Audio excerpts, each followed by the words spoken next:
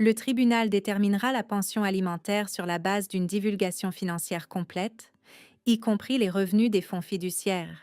C'est cette phrase qui a fait trembler la main du milliardaire. Mais je précipite les choses. Le jour où il m'a offert 5 millions de dollars pour que tout cela disparaisse, il pensait régler un problème. Il ne réalisait pas qu'il ouvrait un dossier judiciaire. J'étais enceinte de jumeaux de 6 semaines quand son assistant a appelé. Pas son fils, pas lui. Un assistant, à la voix calme, numéro de Manhattan. Mademoiselle Walker, Monsieur Caldwell souhaiterait une réunion privée. Cela concerne une question familiale sensible. J'ai été convoquée dans des salles de briefing en Afghanistan avec moins de cérémonie. Je suis une Navy SEAL, 20 ans sous l'uniforme. J'ai sauté d'avion dans l'obscurité et je suis restée assise en silence au large, attendant le signal pour bouger. Je ne sursaute pas facilement et je ne me laisse pas intimider facilement non plus. Mais je savais de quoi il s'agissait. Son fils Andrew me fréquentait depuis presque 1 an.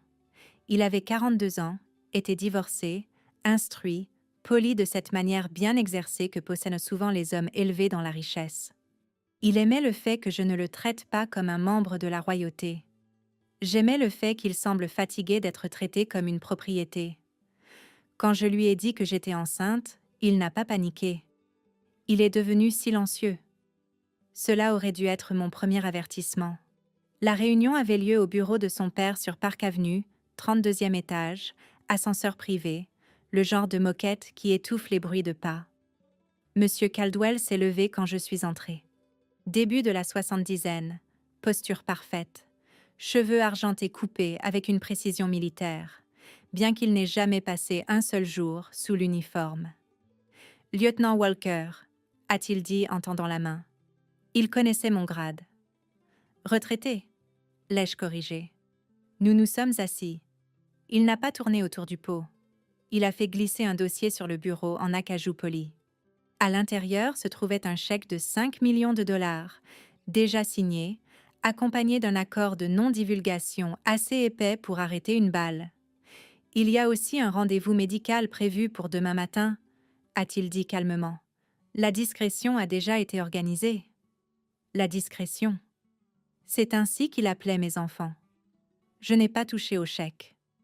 Je suppose qu'Andrew vous a parlé, a-t-il poursuivi. Il n'est pas prêt pour la paternité. Sa position dans plusieurs transitions d'entreprise rend ce moment malencontreux. Un moment malencontreux.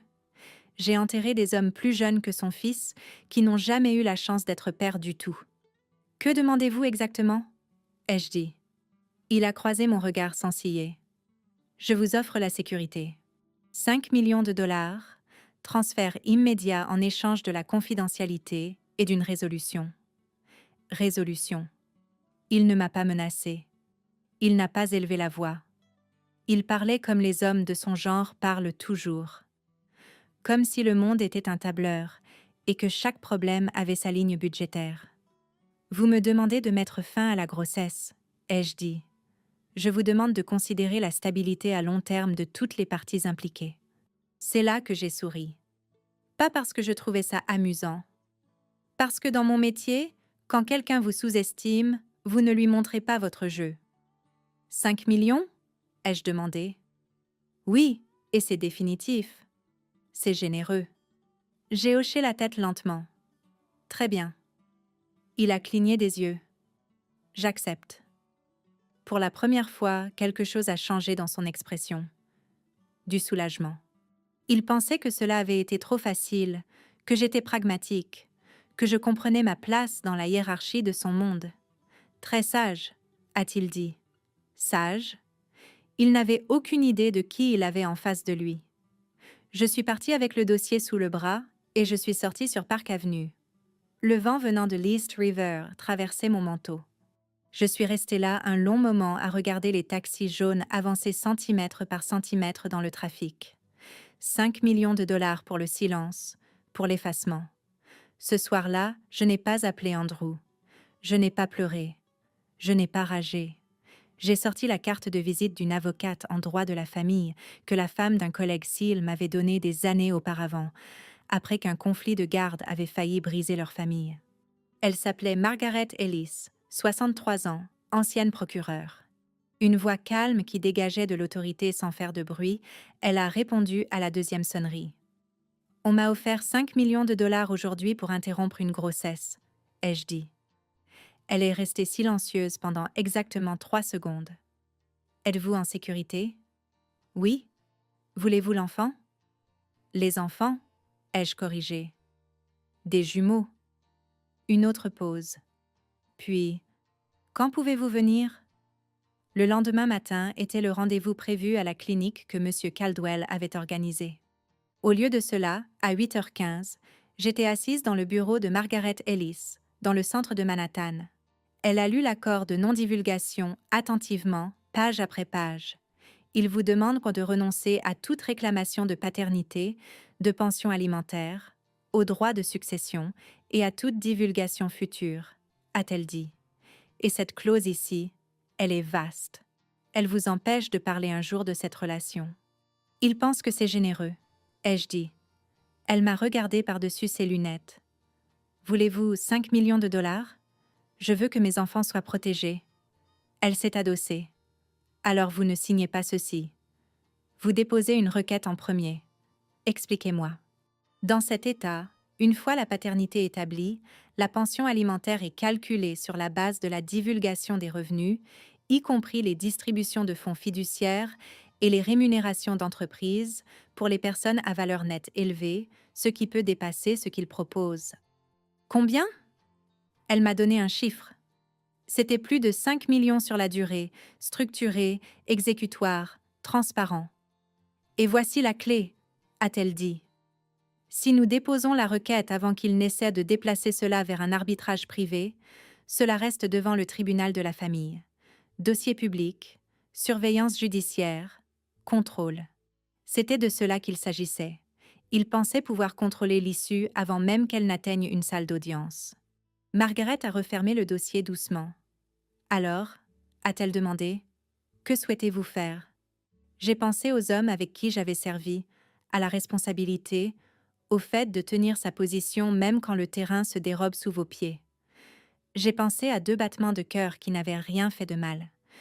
J'ai souri et j'ai dit oui à la proposition, lui ai-je confié. Mais je ne parlais pas de la clinique. Elle m'a fait un petit signe de tête. Bien, a-t-elle dit. Alors demain matin, nous entrons au tribunal de la famille. Et quelque part de l'autre côté de la ville, un milliardaire était sur le point d'apprendre que tous les problèmes ne peuvent pas être réglés avec un chèque. Le matin où j'étais censée être dans une clinique privée de l'Upper East Side, je faisais la queue devant un détecteur de métaux à l'intérieur du tribunal de la famille de Manhattan. Cela sentait vaguement le produit de nettoyage pour sols et le vieux papier. Lumière fluorescente, chaises en plastique boulonnées au sol, pas de sol en marbre, pas d'ascenseur privé, juste des Américains ordinaires attendant leur tour. Un jeune couple se disputant doucement sur les horaires de visite. Une grand-mère tenant un dossier épais de relevés scolaires. Un ouvrier du bâtiment en bottes fixant un avis de pension alimentaire, comme s'il était écrit dans une autre langue. C'était la vraie vie. Margaret se tenait à mes côtés dans un tailleur bleu marine qui avait probablement vu plus de salles d'audience que j'avais vues de déploiement. Elle portait une mince mallette en cuir et dégageait le calme de quelqu'un qui comprenait la procédure comme je comprenais la planification d'une mission. « Vous êtes sûre ?» a-t-elle demandé doucement. J'ai hoché la tête. Je n'ai pas grandi dans la richesse. J'ai grandi dans l'Ohio, dans une maison que mon père avait construite de ses propres mains après avoir quitté les Marines. Nous ne gaspillions pas la nourriture, nous ne gaspillions pas les mots, et nous ne fuyions pas les conséquences. Quand j'ai dit à Andrew que j'étais enceinte, il avait l'air stupéfait, mais pas malheureux. « Je vais en parler à mon père », avait-il dit. C'était l'erreur. Parce que dans des familles comme la sienne, les pères ne donnent pas seulement des conseils, ils prennent les décisions. Margaret a examiné la requête une dernière fois. Requête pour établir la paternité, a-t-elle dit, demande de test ADN ordonnée par le tribunal, demande de divulgation financière complète, date de dépôt, aujourd'hui. Une fois que c'est tamponné, ai-je demandé, ils ne peuvent pas l'enterrer dans un arbitrage privé. Nous sommes sous la juridiction de l'État. C'était la partie que M. Caldwell n'avait pas anticipée. Les hommes comme lui opèrent dans des environnements contrôlés, des salles de conseil, des suites de médiation, des règlements privés avec des clauses de confidentialité empilées comme des sacs de sable. Ils évitent les salles d'audience comme j'évitais les mines terrestres. Le dossier public change la dynamique du pouvoir. Alors que nous avancions, j'ai senti quelque chose s'apaiser en moi. Pas de la colère, pas de la peur. De la résolution. Je ne déposais pas plainte par vengeance. Je le faisais pour la protection. Margaret a remis les documents au greffier. Le greffier y a jeté un coup d'œil, a tapé quelque chose sur un terminal et les a tamponnés. Ce son, le choc sourd d'un tampon gouvernemental, était plus fort que n'importe quel chèque glissant sur de l'acajou. Cela signifiait que l'affaire était désormais devant un juge. À l'extérieur, Margaret a appelé un huissier de justice agréé. Ils recevront la signification aujourd'hui, a-t-elle dit, au penthouse. J'avais presque pitié de la jeune assistante qui devrait interrompre la réunion matinale de M. Caldwell. Presque. Alors que nous descendions Center Street, Margaret m'a expliqué ce qui allait suivre. Dans les cas de revenus élevés, a-t-elle dit, la pension alimentaire n'est pas symbolique.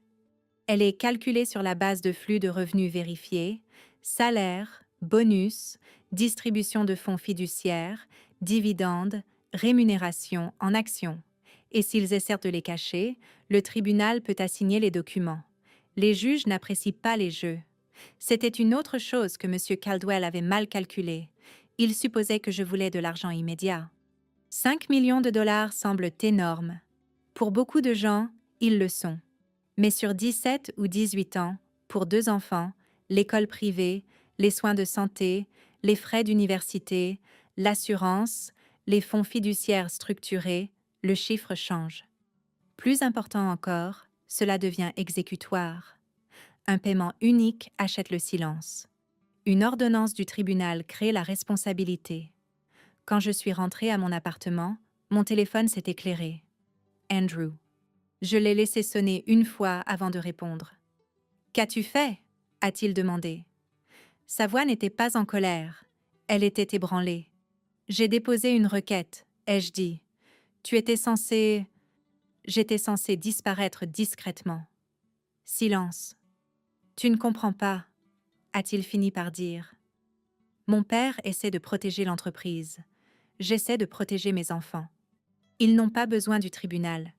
Nous pourrions régler cela en privé. Tu veux dire selon ces conditions ? Il a expiré lentement. Il pense que cela va devenir public.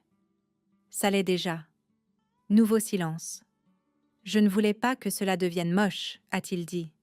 Ça n'a pas besoin de l'être, mais ce sera légal. Cette distinction est importante. Le moche, c'est le chaos émotionnel. Le légal, c'est la structure. Après avoir raccroché, je me suis assise à ma table de cuisine et j'ai posé mes 2 mains sur mon abdomen. 6 semaines, ce n'est pas grand-chose. Aucun mouvement, aucun changement visible, juste du potentiel. J'ai repensé à l'offre. 5 millions de dollars. Pour quelqu'un qui a grandi sans argent, ce chiffre peut ressembler au salut. Mais j'ai vu ce qui se passe quand les gens acceptent l'argent facile. Aucune exécution, aucune surveillance, aucune garantie. Et les enfants, particulièrement les enfants nés au cœur de conflits de richesse, méritent des garanties. Cet après-midi-là, Margaret a appelé. Ils ont reçu la signification. Comment a-t-il réagi ? D'après l'huissier, elle a marqué une pause. Il est devenu livide. J'ai fermé les yeux. Ce n'était pas de la satisfaction. C'était une confirmation. Pour la première fois, la situation échappait à son contrôle. La date de l'audience serait fixée dans quelques semaines. Test ADN ordonné, échéance de divulgation financière émise, plus d'arrangements secrets, plus d'appels d'assistants, juste un juge en robe noire et des lois d'État qui s'appliquent de la même manière aux concierges et aux milliardaires. C'est quelque chose que les gens oublient en vieillissant et en accumulant de la richesse. Dans ce pays, la loi ne disparaît pas simplement parce qu'on s'est habitué à l'influence. Ce soir-là, j'ai reçu un dernier message, non pas d'Andrew, mais de M. Caldwell lui-même. 3 mots. C'est inutile. Je n'ai pas répondu car parfois, la réponse la plus puissante, c'est la procédure. Et pour la première fois depuis que ce dossier avait glissé sur le bureau, je me sentais calme. Pas parce que j'avais gagné, mais parce que j'avais choisi le bon champ de bataille. Le premier avis officiel du tribunal est arrivé sur du papier crème épais, avec le sceau de l'État de New York pressé dans le coin supérieur. Ce n'était pas dramatique. Ce n'était pas tape à l'œil. C'était procédural. Mais la procédure, c'est le pouvoir. Margaret m'a appelé l'après-midi où l'avis a été émis. Nous avons une date d'audience préliminaire. Dans 3 semaines. C'est rapide. Ils ont essayé de demander un report. La juge a refusé. Je me suis autorisé une petite respiration. Pour des hommes comme M. Caldwell, le temps est un outil. Retarder, épuiser, négocier à huis clos. Mais comme nous avons déposé la requête en premier, c'est nous qui avons fixé le tempo. Ce soir-là, Andrew s'est présenté à mon appartement sans prévenir. Il avait l'air différent. Pas soigné, pas calme, juste fatigué. « Tu nous as pris par surprise », a-t-il dit doucement. J'ai déposé une requête. Ce n'est pas une surprise. C'est le processus légal. Le conseil d'administration de mon père pose des questions. Sur quoi? La responsabilité? Il a passé une main dans ses cheveux. Tu ne comprends pas comment ces choses fonctionnent. Je comprends exactement comment elles fonctionnent. C'est pour ça que j'ai déposé cette requête. Il m'a regardé alors, non pas comme si j'étais un inconvénient, mais comme si j'étais quelqu'un qu'il avait sous-estimé. J'aurais pris soin de toi, a-t-il dit. C'est bien là le problème, ai-je répondu. Je n'ai pas besoin qu'on prenne soin de moi. Les enfants ont besoin d'être protégés. Il y a une différence. Quand on a 20 ans, l'amour ressemble à la sécurité. Quand on en a 40, on comprend que la sécurité vient de la structure. Il s'est assis lourdement sur une chaise de cuisine. Mon père dit que tu fais une erreur. Ton père m'a offert de l'argent pour effacer ses petits-enfants. Il pensait que c'était pragmatique. C'est ce que pensaient aussi beaucoup d'hommes qui ont regretté leur décision plus tard. Il n'a plus argumenté après cela. La semaine suivante, Margaret et moi avons préparé l'audience. Elle m'a expliqué ce qui allait se passer en termes calmes et précis. La juge ordonnera un test ADN. C'est la norme. Ensuite, nous passerons à la divulgation financière. Et s'ils résistent? Ils ne le peuvent pas. Pas légalement. Je lui ai demandé quelque chose qui me trottait dans la tête depuis cette première réunion dans le bureau de Park Avenue. Pourquoi est-il devenu livide? Elle n'a pas hésité. Parce qu'une fois la paternité établie, la pension alimentaire n'est plus négociée par l'ego. Elle est calculée par la loi. Et avec le profil de revenus de son fils, plus les distributions de fonds fiduciaires, plus les rémunérations en actions, elle a fait glisser un tableau de directives imprimé sur son bureau. Le total projeté sur 18 ans était nettement supérieur à 5 millions. Même avant les contributions pour l'université, même avant les augmentations des soins de santé, même avant les protections des fonds fiduciaires, il pensait plafonner sa responsabilité, a-t-elle dit. Au lieu de cela, il a déclenché un audit complet. Ce mot, audit, avait du sens. Pas de vengeance, pas de scandale. Un audit. La responsabilité devant la loi. Le jour de l'audience est arrivé, froid et gris.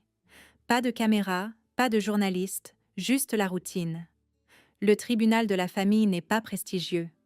Les bancs sont en bois. L'air bourdonne légèrement à cause des vieux systèmes de ventilation. Quand M. Caldwell est entré, il portait un costume anthracite taillé à la perfection. Son équipe juridique suivait, 2 associés d'un cabinet de premier plan et un jeune collaborateur portant des dossiers. Il ne m'a pas regardé. Andrew, si. La juge, une femme de près de 70 ans aux yeux vifs et au ton mesuré, a examiné les documents. Requête pour établir la paternité, a-t-elle dit. Demande de test ADN. Demande de divulgation financière.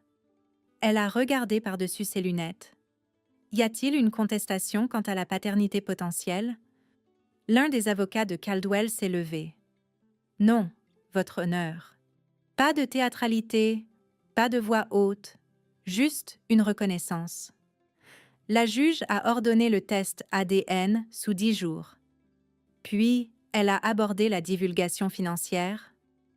Étant donné les représentations de revenus fournies, a-t-elle dit calmement, le tribunal exigera une documentation complète des salaires, bonus, revenus de fonds fiduciaires, dividendes et distribution d'actions. J'ai vu la mâchoire de M. Caldwell se serrer presque imperceptiblement. Pour un homme habitué à la vie privée, la divulgation semble envahissante. Pour un tribunal, c'est la routine. Nous nous y conformerons, a dit son avocat. La juge a hoché la tête. La priorité de ce tribunal est le bien-être des enfants à naître. Toutes les autres requêtes concernant l'arbitrage privé sont rejetées. Rejetées. Ce mot est tombé dans la salle comme une note finale. Après l'audience, M. Caldwell s'est approché directement de moi pour la première fois depuis la réunion de Park Avenue. « Vous avez rendu cela plus compliqué que nécessaire », a-t-il dit uniformément. « Non », ai-je répondu. « Je l'ai rendu transparent. Vous auriez pu repartir à l'aise. Ce sera toujours le cas. » Il a soutenu mon regard plus longtemps qu'avant. « Vous avez forcé l'exposition. J'ai forcé la responsabilité. » Pendant un instant, quelque chose a vacillé dans son expression. Pas de la colère, pas du mépris, de la reconnaissance. Il n'avait pas affaire à quelqu'un d'intimidé par la richesse. Il avait affaire à quelqu'un formé pour tenir sa position sous la pression. Alors qu'il se détournait, j'ai entendu l'un de ses avocats lui murmurer doucement « Cela va coûter cher. » Cher ? Comme si des enfants étaient des lignes budgétaires. Margaret m'a touché le bras doucement. « Vous avez bien géré cela ?»« Je n'ai rien géré du tout, » ai-je dit. « C'est le tribunal qui l'a fait. » Et c'est là qu'il est devenu évident pourquoi le fait de déposer la requête en premier importait tant. Si j'étais allée à ce rendez-vous à la clinique, il n'y aurait aucun dossier judiciaire, aucune pension structurée, aucune protection légale pour 2 enfants qui n'avaient pas encore pris leur premier souffle. Au lieu de cela, il y avait maintenant un numéro de dossier, un juge, un cadre législatif, un processus plus grand que le carnet de chèques de n'importe quel homme. Ce soir-là, Margaret a appelé pour donner des nouvelles. Les divulgations financières sont dues dans 14 jours, a-t-elle dit. S'il tarde, nous pouvons demander l'exécution forcée. Je me tenais près de la fenêtre de mon appartement, regardant la ville s'agiter en bas. Je ne me sentais pas triomphante. Je me sentais stable pour la première fois. Il ne s'agissait pas de prouver quoi que ce soit. Il s'agissait de créer un précédent pour mes enfants, pour moi-même, et peut-être même pour un homme qui avait passé sa vie à croire que l'argent pouvait tout régler en silence. Le milliardaire était devenu livide parce qu'il réalisait une chose simple. Il pouvait contrôler les conseils d'administration. Il pouvait influencer les marchés, mais il ne pouvait pas contrôler la loi de l'État. Et la loi de l'État venait de s'inviter dans son monde. Les résultats de l'ADN sont revenus exactement comme tout le monde s'y attendait. Andrew était le père. Il n'y a pas eu de cri de surprise dans la salle d'audience. Pas de témoins surprise franchissant les portes. Juste un rapport de laboratoire déposé au tribunal et inscrit au dossier. Mais ce seul document a tout changé. Une fois la paternité légalement établie, l'affaire est passée de l'allégation à l'obligation. Margaret m'a appelé le matin où la confirmation a été enregistrée. « C'est officiel », a-t-elle dit. « Maintenant, nous passons au respect de la divulgation financière. » « Et comment gèrent-ils cela ?» ai-je demandé. « Ils ont demandé une procédure sous scellé. J'ai expiré lentement, évidemment. Mettre une affaire sous scellé limite l'accès public aux documents. Cela protège la vie privée. Cela protège la réputation. Parfois, cette protection est raisonnable. Parfois, elle est stratégique. La juge a refusé la mise sous scellé complète, a poursuivi Margaret. Les détails médicaux seront protégés, pas les finances. C'était le point de bascule. Pour la première fois de sa carrière, M. Caldwell faisait face à un tribunal où les règles s'appliquaient équitablement. Le dossier de divulgation financière est arrivé par étapes. Relevé de salaire, historique des bonus, dépôt d'entreprise, résumé de fonds fiduciaires. Les chiffres étaient substantiels. Même structuré de manière prudente, le revenu annuel d'Andrew le plaçait dans la tranche la plus élevée selon les directives de l'État. Margaret m'a expliqué tout cela dans son bureau, ligne par ligne. Selon la loi, a-t-elle dit, la pension de base est calculée comme un pourcentage du revenu combiné jusqu'au plafond légal. Pour les gros revenus, les tribunaux appliquent souvent leur pouvoir discrétionnaire au-dessus du plafond. Ce qui signifie, ai-je demandé, ce qui signifie que les jumeaux ne seront pas élevés modestement si leur père vit de manière extravagante. C'est une chose que beaucoup de gens comprennent mal à propos de la pension alimentaire à des niveaux de revenus élevés. Ce n'est pas une punition, c'est de l'équité. Les enfants ont le droit de partager le niveau de vie de leurs deux parents. 5 millions de dollars semblait soudainement peu de choses. Andrew a appelé ce soir-là. Ça part en vrille, a-t-il dit doucement. Non, ai-je répondu. Ça se stabilise. Le conseil d'administration de mon père est inquiet de la teneur des divulgations. Moi, je suis inquiète des soins pédiatriques et des frais d'université. Il a soupiré. Tu y prends du plaisir. J'ai marqué une pause avant de répondre. Non, je subis. Il y a une différence. Je ne me suis pas réveillée avec une envie de conflit. Je voulais de la clarté. Une semaine plus tard, nous avons assisté à la conférence de conformité financière devant la juge. Pas de théâtralité, juste de la paperasse et des échéances. La juge a examiné les divulgations soumises. Le programme de rémunération de M. Caldwell Jr. comprend le salaire, les bonus annuels, les actions différées et les distributions de fonds fiduciaires, a-t-elle noté. Elle a regardé Andrew directement. Ces chiffres sont-ils complets et exacts? Oui, votre honneur. Son père a bougé légèrement à côté de lui. La juge a poursuivi. Étant donné l'obligation de soutien à long terme projetée pour des jumeaux, le tribunal ordonnera une pension provisoire en attendant le calcul final. Une pension provisoire, structurée, exécutoire. L'avocat d'Andrew a tenté une manœuvre. Votre honneur, les parties ont précédemment discuté d'un règlement privé. La juge a levé une main doucement. Ce tribunal donne la priorité aux intérêts des enfants.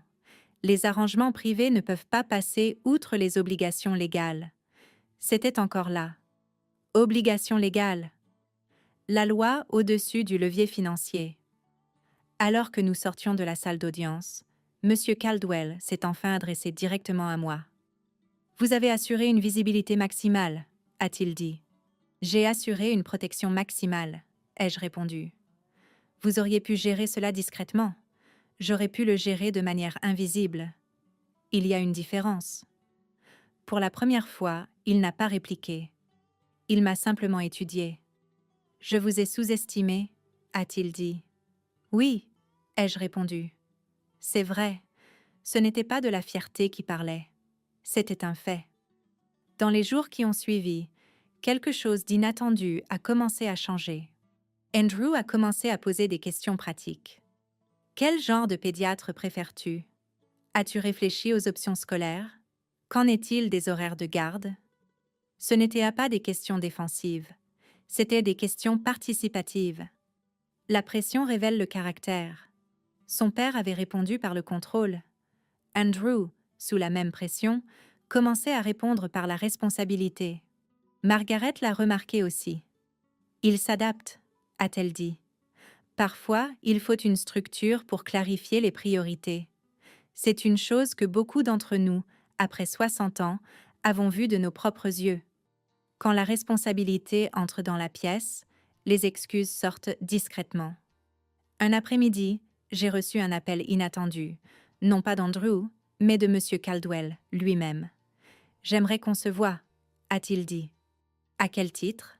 En tant que grand-père » Ce mot est resté suspendu dans l'air. Grand-père. Pas une responsabilité financière. Pas un scandale. Un grand-père. Nous avons accepté de nous voir dans le bureau de Margaret. Terrain neutre. Il est arrivé sans son équipe juridique. Il paraissait plus vieux. Pas fragile, pas diminué, juste pensif. J'ai tout construit à partir de rien, a-t-il commencé. Et j'ai passé ma vie à le protéger. Je comprends la protection, ai-je dit calmement. Mais j'ai confondu contrôle et protection, a-t-il admis. Cela m'a surprise. Il a continué. Mon instinct était d'éliminer le risque. Et mon instinct, ai-je répondu, était de protéger mes enfants de l'élimination. Un silence s'est installé entre nous, puis il a dit quelque chose que je n'attendais pas. J'ai eu tort de les traiter comme un problème. C'était le premier véritable changement, pas financier, mais personnel. Nous avons discuté de la structure des fonds fiduciaires pour l'éducation, des dispositions pour les soins de santé, des ajustements de planification successorale qui reconnaissaient formellement les jumeaux. Rien de dramatique, juste de la responsabilité. Alors qu'il se levait pour partir, il s'est arrêté. « Vous avez déposé la requête en premier ?» a-t-il dit doucement. Cela m'a forcé la main. « Oui, et peut-être, » a-t-il ajouté, « que cela a forcé la clarté. » Quand la porte s'est refermée derrière lui, Margaret m'a regardé pensivement. « La pression ne brise pas toujours les gens, » a-t-elle dit. Parfois, elle les reforme. En rentrant chez moi ce soir-là, j'ai ressenti quelque chose d'inhabituel. Pas de la victoire, de l'équilibre. L'affaire n'était pas terminée. Les calculs finaux restaient à faire. Les accords de garde devaient encore être rédigés. Mais le ton avait changé. Pas parce que quelqu'un s'était rendu, mais parce que la structure avait remplacé le secret. Le milliardaire était devenu livide le jour où il avait réalisé qu'il ne pouvait pas contrôler l'issue. Maintenant, il commençait à comprendre qu'il n'en avait pas besoin. La loi n'était pas un ennemi, c'était un cadre. Et les cadres, quand ils sont respectés, maintiennent les familles ensemble bien mieux que le silence ne pourra jamais le faire. Au moment où l'audience finale pour la pension alimentaire est arrivée, j'étais enceinte de 7 mois. Les jumeaux n'étaient plus des concepts juridiques abstraits. Ils donnaient des coups de pied la nuit. Ils bougeaient quand j'essayais de dormir. Ils me rappelaient discrètement et constamment ce dont il avait toujours été question. Le tribunal de la famille ressemblait à ce qu'il était des semaines auparavant. Même bancs en bois, même conversations étouffées, même bourdonnement constant des néons. Mais l'atmosphère dans la salle avait changé. Les divulgations financières avaient été examinées, les flux de revenus vérifiés, les distributions de fonds fiduciaires documentées. Ce qui avait été une spéculation était désormais un fait. Margaret était assise à mes côtés, feuilletant son classeur avec un calme exercé. « Souvenez-vous, » a-t-elle dit doucement, « il ne s'agit pas d'une punition, il s'agit d'un calcul légal. »« Je sais, » ai-je répondu. Cette distinction était importante. De l'autre côté de l'allée, Andrew était assis seul à la table du conseil.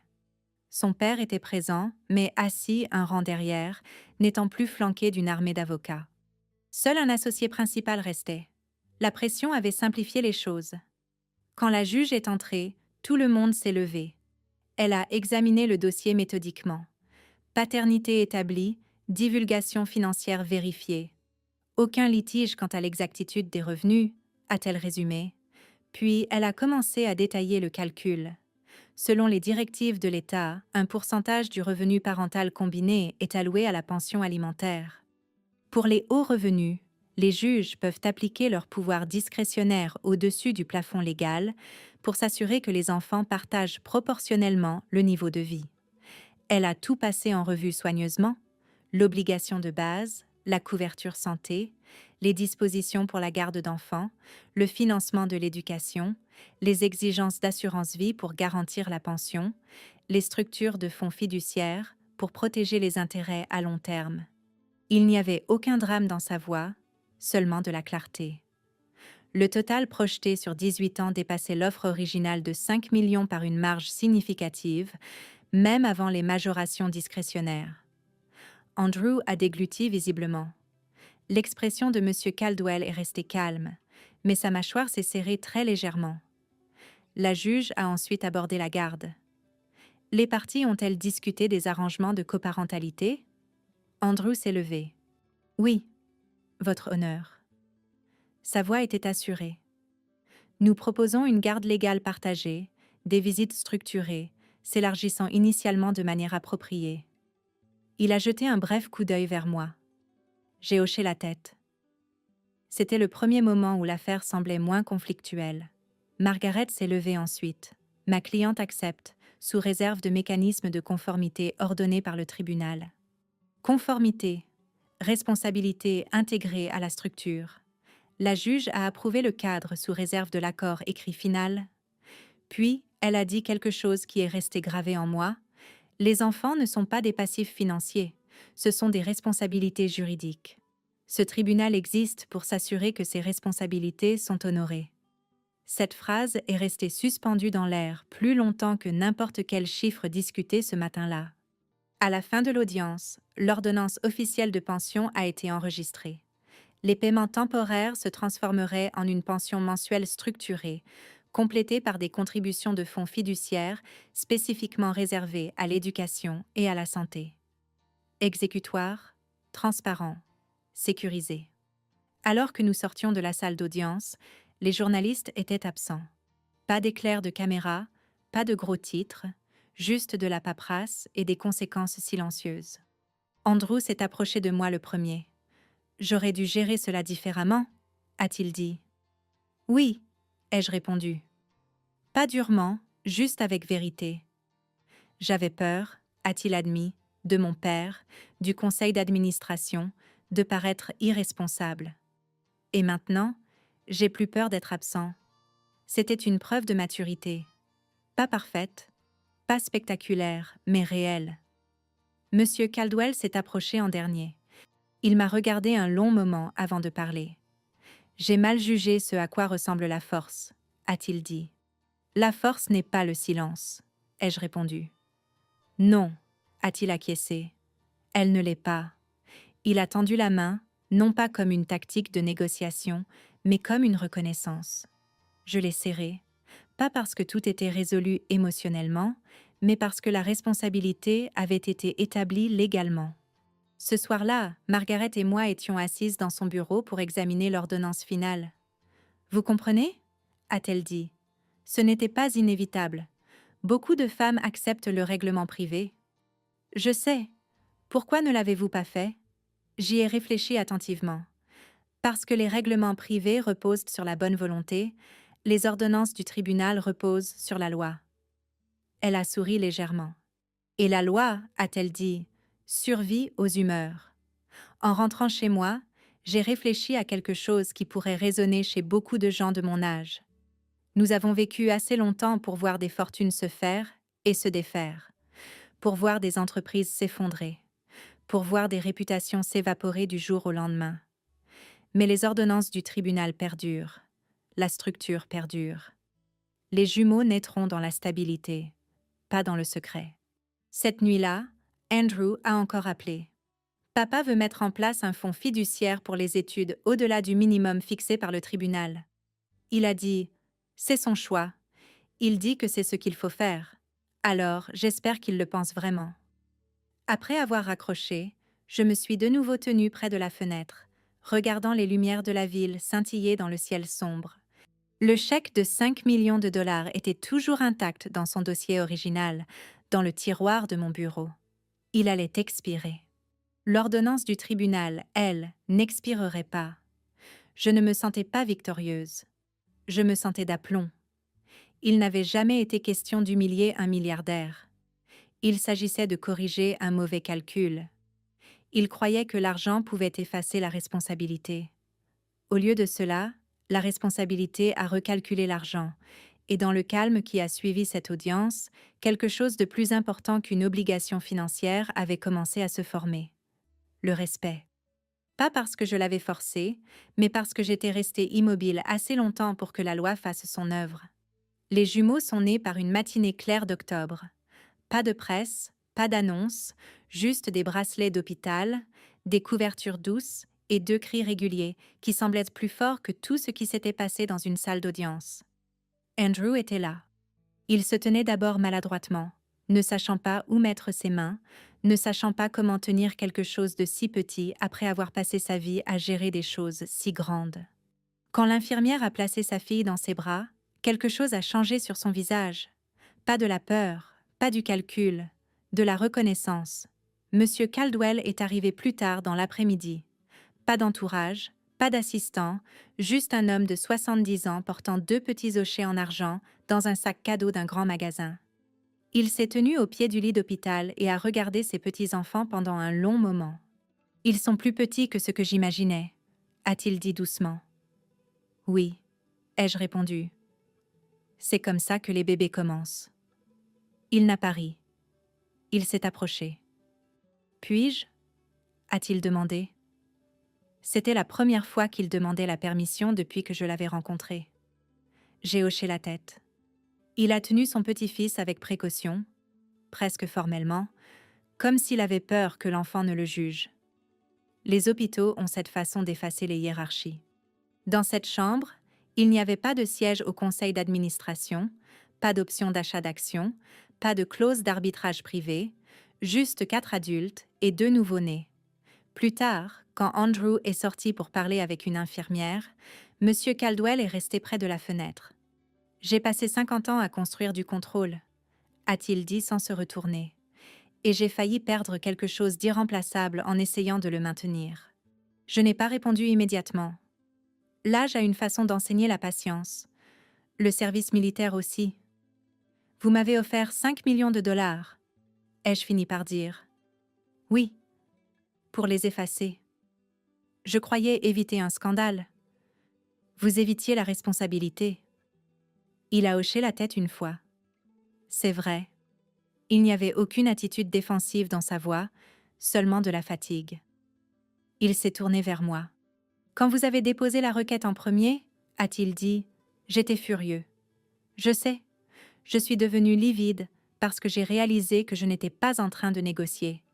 J'étais responsable. C'était le mot qu'il n'avait pas utilisé auparavant. Responsable. J'ai confondu pouvoir et immunité, a-t-il poursuivi. Ce n'est pas la même chose. Non, ai-je dit, ça ne l'est pas. Il est retourné vers le berceau de l'hôpital et a de nouveau baissé les yeux. J'ai donné instruction à mes avocats de réviser ma planification successorale, a-t-il dit. Les jumeaux seront nommés bénéficiaires directs, pas par l'intermédiaire d'Andrew. Cela m'a surprise. Vous n'êtes pas obligé de faire cela, ai-je dit. Je sais. Le silence s'est installé doucement entre nous. J'ai eu tort, a-t-il répété, plus bas cette fois. Entendre ces mots de la part de quelqu'un qui les prononce rarement a un certain poids. Je n'ai pas déposé cette requête pour vous punir, ai-je dit. Je le comprends maintenant. Il a ajusté la couverture sur l'épaule de son petit-fils avec un soin inattendu. J'ai construit ma vie en croyant que les problèmes disparaissaient si on payait assez, a-t-il dit. Vous m'avez appris quelque chose de différent. Je ne vous ai rien appris, ai-je répondu. C'est la loi qui l'a fait. Il s'est permis un très léger sourire. Oui, a-t-il dit. C'est vrai. Dans les semaines qui ont suivi, quelque chose de stable a commencé à se former. Pas une amitié, pas un pardon instantané, mais une structure. Andrew a emménagé dans un appartement voisin. Nous avons établi les horaires de garde sans hostilité. Les rendez-vous pédiatriques étaient partagés. Les vacances étaient discutées plutôt que disputées. Monsieur Caldwell a assisté au premier bilan pédiatrique des jumeaux, discrètement. Pas de presse, pas d'annonce, juste un grand-père tenant un sac à langer qui coûtait probablement plus cher que ma première voiture. Un après-midi, il a demandé à me parler en privé. Nous nous sommes encore retrouvés au bureau de Margaret. Il s'est assis en face de moi sans son équipe juridique. « J'aimerais créer une fondation caritative », a-t-il dit. « Dans quel but ? L'aide à la garde d'enfants pour les vétérans, pour les militaires célibataires. » Je l'ai étudié attentivement. Pourquoi ? Parce que j'ai réalisé avec quelle facilité j'ai balayé ce que je ne comprenais pas. Il a croisé les mains. Vous avez servi ce pays et je vous ai traité comme un risque à gérer. Je n'ai pas faibli face à cela. Je ne m'excuserai pas d'avoir protégé mes enfants. Ai-je dit ? Vous ne devriez pas. Les documents de la Fondation ont été déposés en quelques mois, discrètement. Pas de campagne publicitaire, pas de soirée de gala, juste du financement. Margaret m'a dit plus tard quelque chose que je ne savais pas. « Quand vous avez déposé la requête, a-t-elle dit, ses avocats se sont préparés à la guerre. Et maintenant ? Maintenant, il restructure son héritage. C'est ça, la responsabilité. Elle ne se contente pas de corriger le comportement. Elle recalibre la perspective. Le chèque de 5 millions de dollars a expiré dans le tiroir de mon bureau. Je ne l'ai jamais déposé. Il représentait le silence. L'ordonnance du tribunal représentait la sécurité. Et avec le temps, même M. Caldwell a fini par reconnaître que la sécurité valait davantage. Pour le premier anniversaire des jumeaux, nous nous sommes réunis dans l'appartement d'Andrew. Des ballons, des cupcakes, pas de photographe. M. Caldwell s'est agenouillé avec précaution sur le sol dans son pantalon de costume, pendant que ma fille attrapait sa cravate et refusait de la lâcher. Il ne l'a pas réprimandé. Il a ri. Ce son était nouveau. Pas poli, pas contrôlé, juste humain. Plus tard dans la soirée, alors que les invités partaient, il se tenait près de moi, près de la porte. « Vous aviez raison de déposer la requête en premier », a-t-il dit doucement. « J'avais raison de la déposer pour eux. Ai-je corrigé ? » « Oui, » a-t-il acquiescé. « Vous aviez raison. » Il y a des moments dans la vie où la vengeance serait facile. L'humiliation publique, l'escalade financière, l'escalade du conflit. Mais j'ai appris quelque chose au fil de mes décennies de service et de vie. La forme de justice la plus puissante n'est pas la destruction, c'est la correction. Le milliardaire est devenu livide parce qu'il croyait perdre le contrôle. Ce qu'il perdait en réalité, c'était une illusion. Et parfois, perdre une illusion est la première étape pour devenir quelqu'un de meilleur. Cela fait 6 ans maintenant. Les jumeaux sont au CP. Ils se disputent pour le choix des céréales et insistent pour lasser leurs propres chaussures, même s'ils ne réussissent pas tout à fait les nœuds. Ils ne savent rien des bureaux de Park Avenue ou des accords de non-divulgation. Ils ne se souviennent pas d'une époque avant la structure. Et c'est exactement le but. Nous vivons dans une modeste maison en briques à Brooklyn. Rien d'extravagant, rien qui ne fasse les gros titres, juste de la stabilité. Andrew a emménagé 2 pâtés de maison plus loin quand les jumeaux ont eu 3 ans. La garde partagée est devenue une routine. Les dîners du mercredi, les week-ends alternés, les spectacles scolaires suivis sans tension. L'ordonnance du tribunal reste en place, faisant son travail silencieusement. Virements automatiques, contributions au fonds fiduciaire pour l'éducation, couverture santé, police d'assurance vie nommant les jumeaux comme bénéficiaires. Pas de drame, juste de la constance. Monsieur Caldwell vient nous voir 1 fois par semaine. Il arrive sans prévenir, portant généralement un petit cadeau, des livres de bibliothèque, un puzzle, une fois une maquette d'avion qu'il a insisté pour assembler avec bien plus de précision que nécessaire. La première fois que mon fils l'a appelé grand-père, il s'est figé. Pas d'inconfort, mais de reconnaissance. J'ai vu dans ses yeux le poids de ce qui a failli ne pas exister. Un soir, après que les jumeaux se soient endormis, lui et moi étions assis à la table de la cuisine avec des tasses de thé, sans classeurs juridiques entre nous, sans dossiers glissant sur des bureaux polis. « Je croyais que la vie privée signifiait la force », a-t-il dit. « Et maintenant ?» ai-je demandé. « Maintenant, je comprends que c'est la transparence qui maintient les familles ensemble. L'âge a cette façon de polir l'arrogance. Je ne peux pas défaire ce que j'ai essayé de faire, » a-t-il poursuivi. « Mais je peux décider qui je suis dorénavant. C'est tout ce que chacun de nous peut faire, » ai-je répondu. La Fondation pour la garde d'enfants des vétérans qu'il a créée a grandi discrètement au cours des dernières années. Elle soutient désormais des dizaines de militaires célibataires qui, autrement, auraient du mal à concilier service et parentalité. Pas de tournée de presse, pas de droit de dénomination, juste de l'aide. Margaret prend encore des nouvelles 1 fois par an pour examiner les documents du fonds fiduciaire et s'assurer que tout reste conforme. Elle appelle cela du droit préventif. Moi, j'appelle cela la tranquillité d'esprit. Le chèque de 5 millions de dollars est parti depuis longtemps, détruit à son expiration. J'en ai gardé une photocopie pendant un certain temps, non par ressentiment, mais comme un rappel. Un rappel de la facilité avec laquelle le silence peut être acheté et de la valeur bien plus grande de la protection. Andrew a changé lui aussi. La responsabilité l'a remodelé. Il entraîne l'équipe de baseball le samedi. Il arrive en avance aux réunions parents-professeurs. Il ne regarde plus par-dessus son épaule avant de prendre des décisions. Il les prend. Une fois, lors d'un moment de calme après une pièce de théâtre à l'école, il s'est tourné vers moi et a dit « J'avais peur de décevoir mon père. Et maintenant? Ai-je demandé. Maintenant, j'ai plus peur de les décevoir, eux. Il a fait un signe de tête vers les jumeaux. C'est cela, la croissance. Pas spectaculaire, pas cinématographique, mais régulière. J'ai souvent repensé au jour où M. Caldwell est devenu livide. À l'époque, j'avais cru que c'était le choc. Maintenant, je comprends que c'était la reconnaissance. La reconnaissance que l'influence a des limites.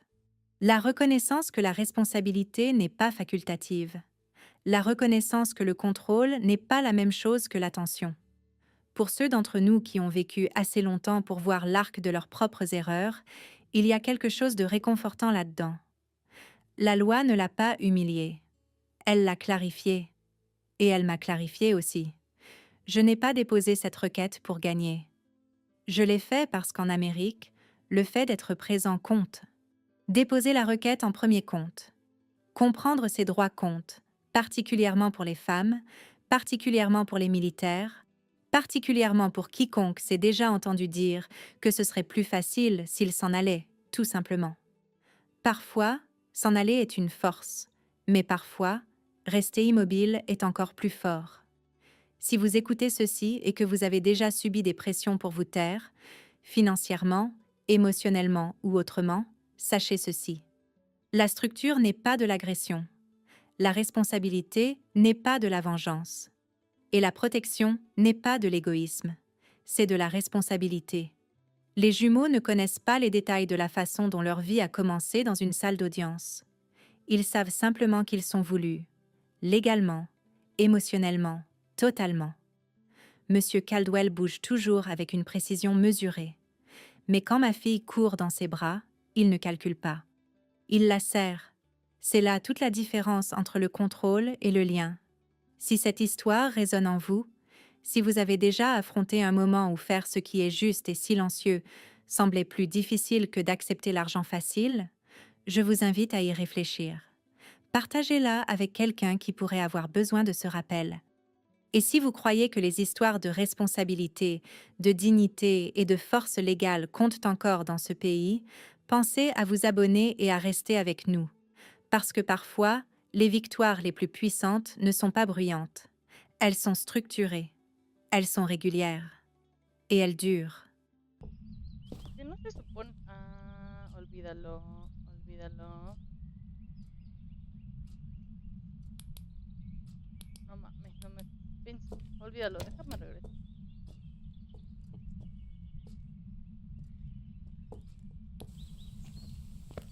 Yo no recuerdo haber jugado esta, ¿eh?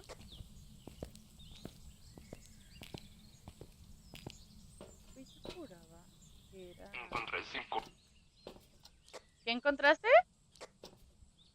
versículos satánicos. Empezamos fuertes, fuertes.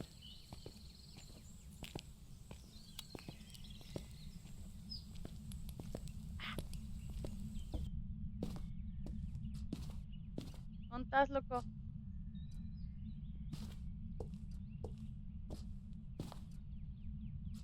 ¿Dónde estará? No me fijé dónde estaba lo de la luz. Claramente no funciona.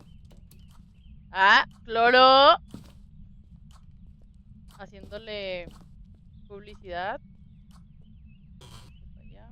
Güey, sí se ve mejorcito. ¿Dónde verga estará lo de la luz? ¡Préndanme la luz! ¡Préndanme la luz! Ajá, yo puedo salir al patio. ¡Gracias! Se hizo la luz. O nada más esta. Sí, nada más esta, loco. Es de sensor. Fuck it. ¿Ya encontraste lo de la luz? ¡Hola, Fer!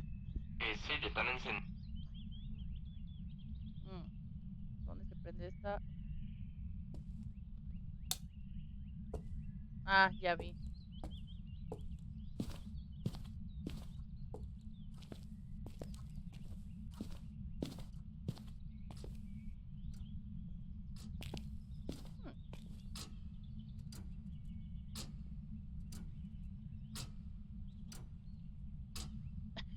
Mame otro.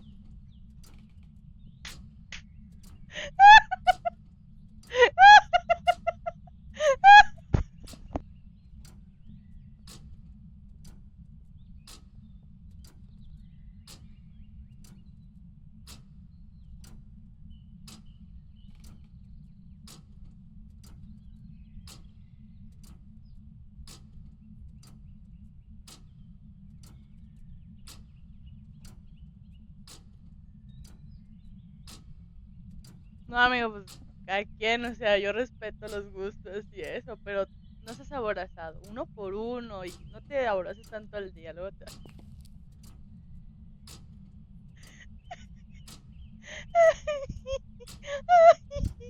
Ya, compórtate, Eileen. Güey, ya se puede abrir esta madre. O siempre se... Ups, bueno, veremos.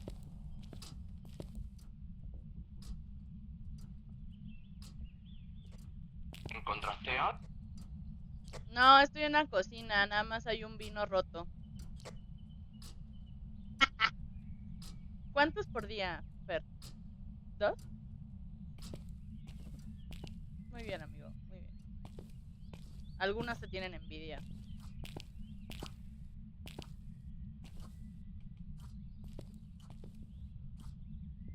No se ve nada, loco. A ver.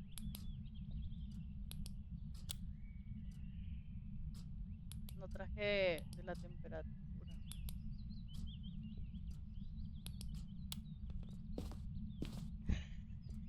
Por eso. ¿2 o 3? ¿Será en el patio? A ver, vamos al patio.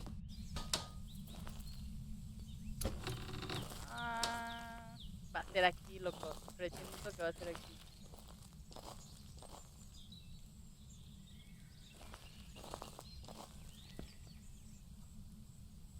Escuché una puerta. Está bien tenebroso.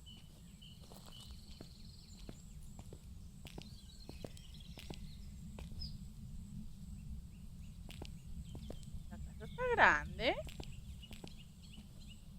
Pues mira, no sale un mito ni nada.